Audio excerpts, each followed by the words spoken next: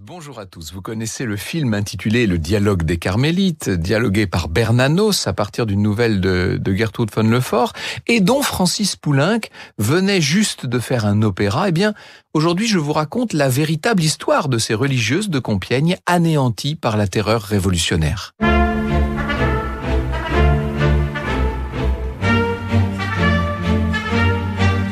14h, 14h30, Franck Ferrand raconte sur Radio Classique.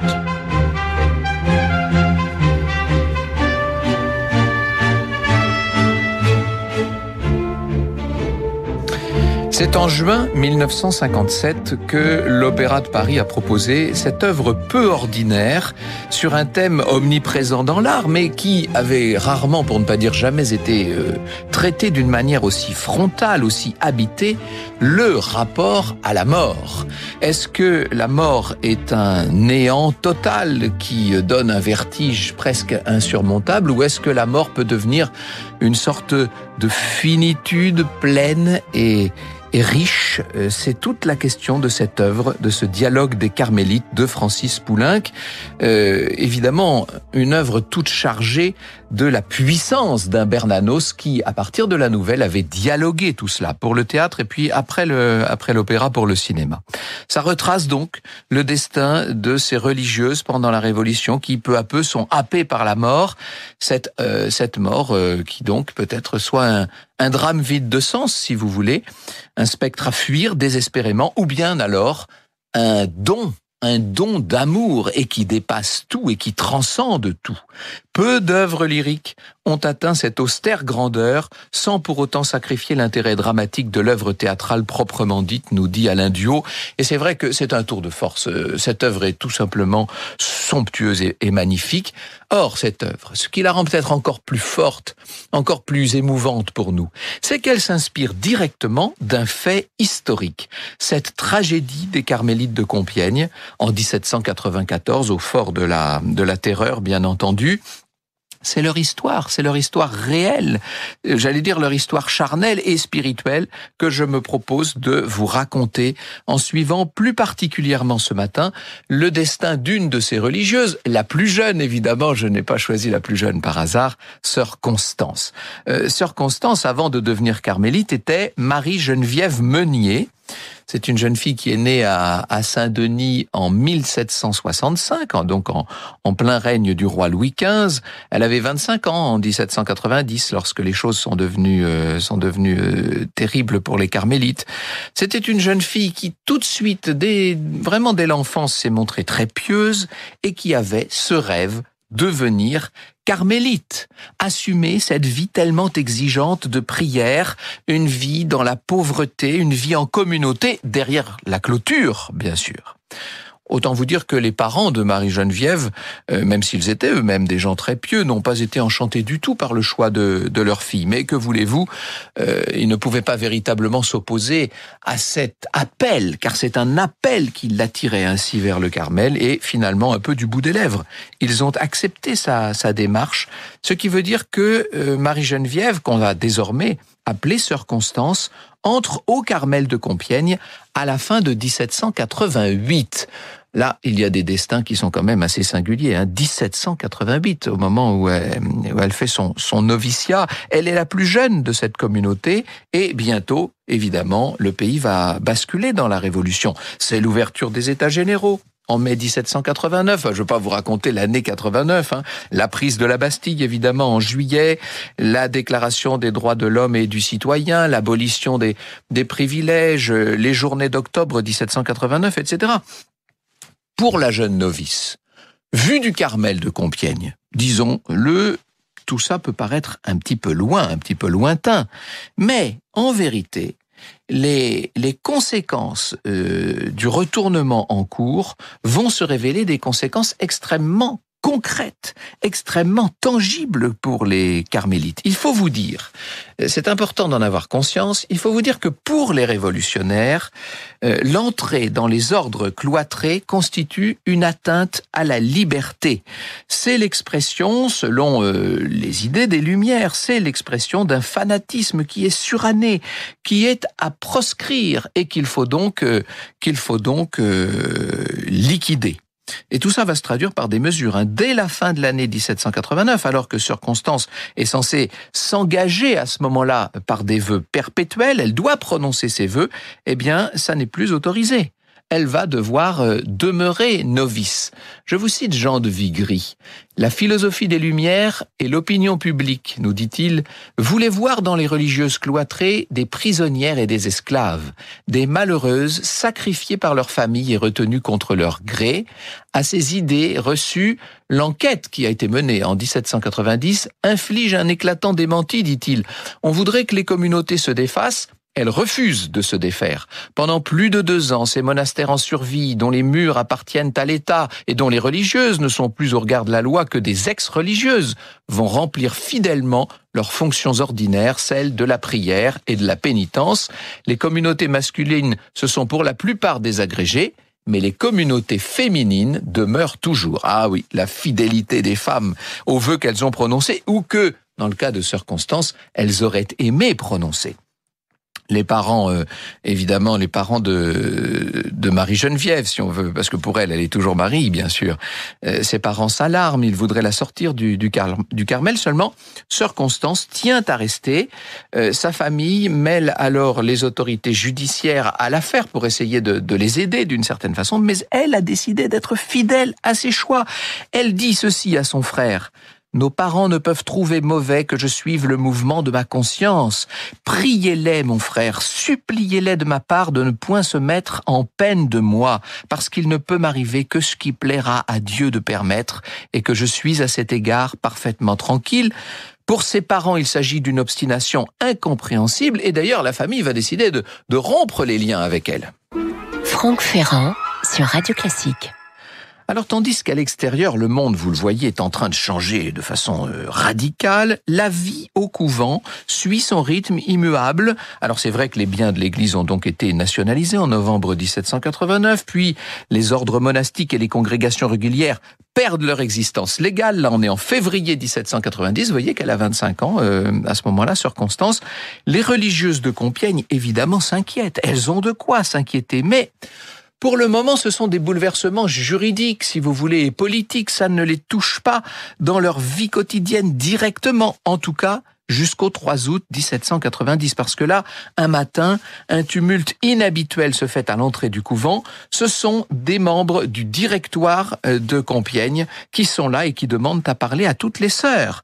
Alors, il y a des palabres, des discussions. Sœur Constance et les autres carmélites, elles sont une vingtaine au total, avec des origines très diverses, tant des origines sociales que des profils, si je puis dire, très divers. Elles sont d'âge également très divers. Bref, la vingtaine de carmélites sont là qui écoutent ce qu'ont à leur dire les autorités. Il y a la clôture qui les sépare. Je cite Michel de Lignac. Le procureur syndic prend la parole d'un ton solennel. Vous pouvez reprendre votre liberté et vous y êtes vivement invités, leur dit-il. Nous vous apportons la délivrance. Et cette dernière phrase est claironnée du ton le plus conquérant. Mais chacune des sœurs refuse fermement l'offre qui leur est faite à la stupéfaction des représentants, et chacune retourne en silence à son travail. « Nous venons vous délivrer », disent les révolutionnaires.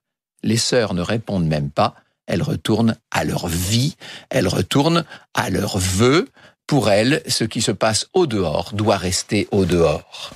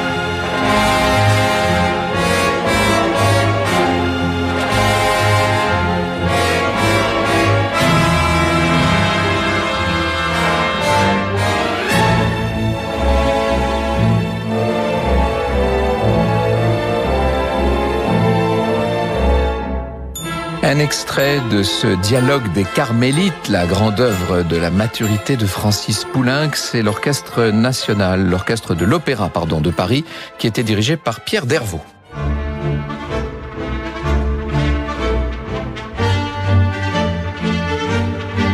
Franck Ferrand raconte sur Radio Classique. Je cite de nouveau Michel de Lignac. Le lendemain, nous dit-elle, la tourière recevant à la porte un panier d'œufs aperçoit soudain un cortège dont la vue lui glace le sang. Les fonctionnaires municipaux se dirigent vers le couvent suivis d'un peloton de soldats. Quelques minutes plus tard, Mère Lidoine la voit accourir toute pâle, parlant avec peine. Ma mère, ils sont encore là et avec des soldats. Ils veulent entrer partout, franchir la clôture, dit la mère supérieure. Oh mon Dieu, mais ce n'est pas possible. Je dis la mère supérieure, c'est la prieure, si on doit employer le terme exact. Un instant, nous dit Michel de Lignac, la douleur a raison de son habituelle maîtrise. Les carmélites se sont retranchés derrière cette clôture pour vivre avec Dieu seul, dans le silence. Si cette paix est détruite, c'est leur règle, c'est leur vie même qui s'effondre. Jusqu'où cela ira-t-il? Et les mois s'égrènent lentement. Le contexte, disons-le, s'aggrave vraiment pour les religieuses. À l'Assemblée, dans les journaux, on voit fleurir des discours anti-religieux qui gagnent chaque jour en puissance. Et la prieure, Mère Lidoine, a bien conscience que l'étau se resserre sur sa communauté. Une prémonition la hante, nous dit Michel de Lignac. Constamment s'impose à sa mémoire un songe que fit en 1720 une sœur de Compiègne, où les carmélites apparurent, montant ensemble au ciel, après le martyre, brillante de gloire comme des soleils. Et ce songe, cette vision la hante littéralement, la prieure. Et elle doit préparer sa communauté au pire, elle le sait. Dès le printemps 1792, à son initiative, un acte de consécration des sœurs de Compiègne a été préparé. Il faut qu'elles acceptent l'idée du martyr. Elles vont offrir leur mort à Dieu et au monde. Vous imaginez bien que quand on leur explique cela, certaines des sœurs, en tout cas, sont très effrayées. Mais néanmoins, malgré tout, c'est une démarche qui leur convient en général et qui les rassérène, qui donne un sens au drame qui est en train de se profiler devant elles. Et il est vrai que de nouvelles turbulences ne cessent d'arriver, notamment avec ce décret du 17 août 1792 qui veut que religieux et religieuses ne soient plus autorisés à rester dans leur monastère et leur couvent. Tous doivent être expulsés au plus tard le 1er octobre 92. Je me permets de vous rappeler que la monarchie a chuté en septembre 92, mais que le roi Louis XVI ne sera guillotiné qu'en janvier 93. Pour les carmélites de Compiègne, c'est un bouleversement vraiment effroyable, bien sûr. Désormais, elles vont devoir vivre au milieu du monde. On leur demande de ne plus porter leurs vêtements de carmélites et bien entendu de jurer fidélité à la nation. Et que voulez-vous qu'elles fassent? Elles se plient à ce genre d'exigence. Et malgré les difficultés, malgré des moyens qui sont très réduits, vous pouvez l'imaginer, elles n'en trouvent pas moins un nouvel équilibre en s'installant en groupe réduit dans 3 habitations qui sont proches de leur ancien couvent et qui leur permettent de poursuivre autant que possible leur ancienne vie, avec des prières à heure fixe, avec des habitudes communautaires qui sont les habitudes qu'elles ont toujours eues. Elles se vivent, si vous voulez, comme des témoins au milieu du monde, un monde qu'elles ont le plus grand mal à comprendre, bien entendu, et dans un premier temps, les autorités un peu désarçonnées par leur attitude et la grande fidélité qu'elles témoignent à leurs vœux vont les laisser faire, mais pas pour longtemps. C'est dans la dernière semaine du printemps 1794. Alors là, vous avez bien compris qu'on est entré en pleine terreur. C'est donc au printemps 94 que la liberté déjà relative des carmélites de Compiègne est brusquement remise en cause.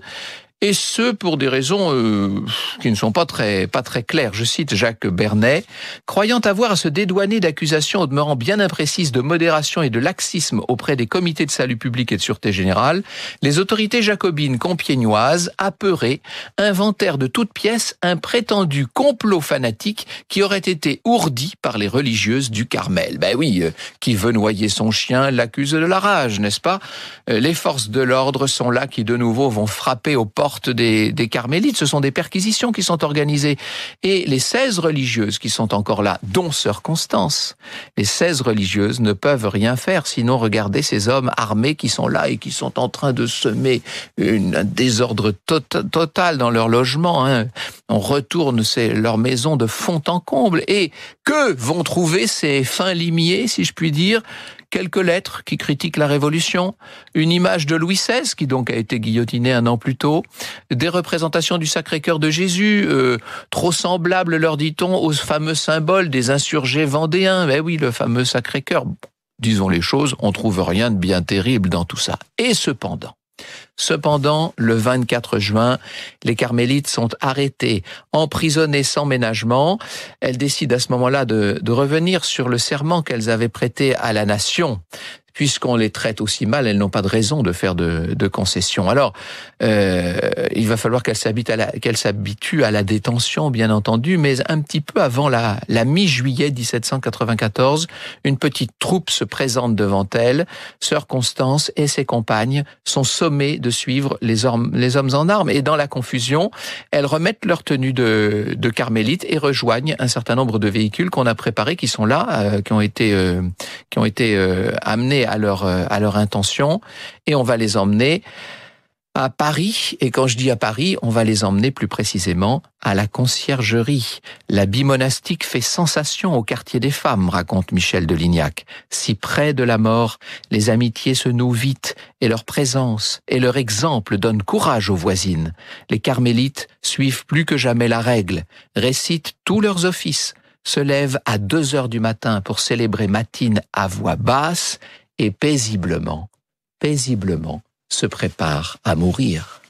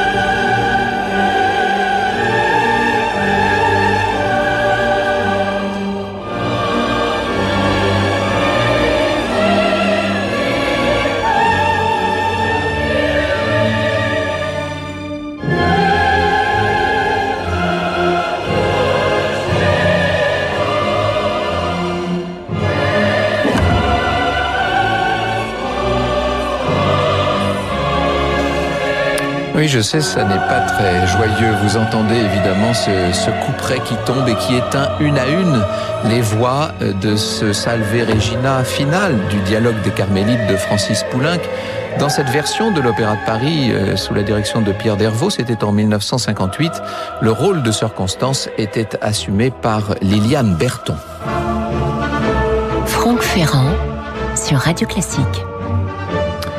Parce qu'elles vont être conduites, nos carmélites, bien sûr, devant le tribunal révolutionnaire, dont le président n'est autre que le frère du maire de Compiègne. Celui qui se charge de l'accusation, c'est Fouquier-Tinville. Elles auraient, relève Jacques Bernet, formé des conciliabules de contre-révolution. Bon, peu importe, les preuves sont très faibles, mais toutes sont condamnées à mort. Toutes vont être exécutées et on peut imaginer l'émotion de notre sœur Constance qui maintenant a 29 ans. Elle est toujours novice et pour cause. Et ce sera donc le martyr, ce martyr que toutes se sont préparées à subir depuis maintenant des années. Et pour elle, ça ne doit pas être une tragédie. Il faut absolument que ce soit une fête. D'où ce Salve Regina sublime que vous venez d'entendre, dont vous venez d'entendre un extrait. Elles sont conduites en charrette à la barrière de Vincennes où les attend la machine, la guillotine. Et sur le chemin, les religieuses que l'on reconnaît à leur grande cape blanche sont là, qui chantent, implorent le Seigneur, prient la Vierge Marie. De façon inhabituelle, leur arrivée va imposer à la foule qui est là et qui attend, va imposer le plus grand calme, un silence qui répond à leur psalmodie. Et il faut le dire, au moment de cette exécution, s'est passé quelque chose. Sœur Constance et ses sœurs mettent pied à terre sous les yeux de la foule et puis elles s'installent près de la guillotine, moment d'une intensité extraordinaire. Elles décident à ce moment-là de réitérer leurs vœux. Et pour sœur Constance, qui était restée novice, c'est le moment tant attendu, celui qui lui avait été interdit 5 ans plus tôt, au moment où il aurait dû avoir lieu. Les carmélites vont à Dieu, elles en sont sûres, leurs chants reprennent, la peur s'éloigne et la foule est complètement sonnée, stupéfaite. Même le bourreau Samson, qui pourtant en a vu d'autres, est décontenancé par cette fermeté mêlée d'allégresse presque joyeuse. Et c'est à la plus jeune maintenant d'affronter son sort, puisque c'est elle qui va être exécutée en premier. Sœur Constance salue la prieure, elle chante encore Laudate Dominum, louez le Seigneur. Le chœur des religieuses l'accompagne alors qu'elle monte donc à l'échafaud et la jeune fille ne faiblit pas. Elle paraît, nous rapportera-t-on, une reine allant recevoir un diadème. Elle se met en position, elle est prête, elle est heureuse, étincelante, et il y a ce son du couperet que vous avez entendu dans la partition de Poulenc. Franck Ferrand sur Radio Classique. 10 jours plus tard, nous dit Jacques Bernet, c'était la chute de Robespierre, qui devait être ultérieurement interprétée par les catholiques comme le miracle accompli par les carmélites compiègnoises qui auraient versé leur sang en holocauste pour arrêter la terreur. Le spectacle de leur mort inique et de leur courage devant l'échafaud aurait en effet retourné l'opinion populaire parisienne contre le gouvernement révolutionnaire, lui faisant prendre conscience de l'horreur et de l'absurdité de la force coactive de la révolution, comme de la nécessité urgente d'en arrêter l'emballement sans contrôle. Je crois, monsieur Bernet, sur parole, on aimerait tellement que le grand sacrifice n'ait pas été vain. De cette histoire magnifique, Gertrude von Lefort devait tirer une nouvelle mise en dialogue donc par Bernanos, d'où la pièce de théâtre et plus tard le film. Et puis entre les deux, cet opéra de Francis Poulenc, dont vous avez entendu la première version, celle de 1958. Alors, j'ouvre le dictionnaire amoureux de l'opéra d'Alain Duhaut et je lis cet avis très personnel. 2 scènes dominent l'opéra de Francis Poulenc, nous dit Alain. La mort de la prieure d'abord, à la fin du premier acte. Un formidable déchirement, mélange de révolte et de frisson qui m'a littéralement renversé quand je l'ai vu pour la première fois interprété par Régine Crespin. C'était en 1981 à l'Opéra de Strasbourg sous la direction de Jean Périsson. Elle apparaissait au 2e tableau, impressionnante, d'autorité presque écrasante, et puis soudain, elle était décomposée, comme si ces 30 années de Carmel, sa foi impitoyable, son sens aigu de la règle, tout s'écroulait. Elle était dans la mort nue, la mort dans la peur. Et cette angoisse panique m'a glacé, je m'en souviens encore, on éprouve rarement sur scène la mort ainsi à l'œuvre. Car la prieure, soudain confrontée au vide qui s'ouvre sous elle, perd toute pudeur, elle crie, elle se débat, elle refuse cette mort, elle renie même sa foi quand elle lance « Que suis-je à cette heure, moi misérable, pour m'inquiéter de lui, qu'il s'inquiète d'abord de moi ?» et plus loin, Dieu nous délaisse, Dieu nous renonce. C'est atroce, et je revois ce geste de Régine Crespin se labourant les joues comme pour s'arracher le visage, jusqu'à cette dissonance effrayante de tout l'orchestre sur ces derniers mots peur de la mort. J'ai revu Régine Crespin dans ce même rôle, dans cette même mort 2 ans plus tard à l'Opéra Comique. Elle y était toujours aussi hallucinante, osant une intensité théâtrale et musicale comme on en voit rarement et comme, pour ma part, nous dit Alain Duhaut, je n'en ai jamais vu. Et à l'opposé de cette scène tourmentée, La scène finale de l'opéra, tout aussi poignante, est l'expression même de la grâce. Sur la place de la Révolution, les carmélites vont être guillotinés. Un vaste prélude orchestral, sorte de marche au supplice, précède ce moment fatal. Puis les carmélites s'avancent et montent l'une après l'autre en chantant le Salve Regina.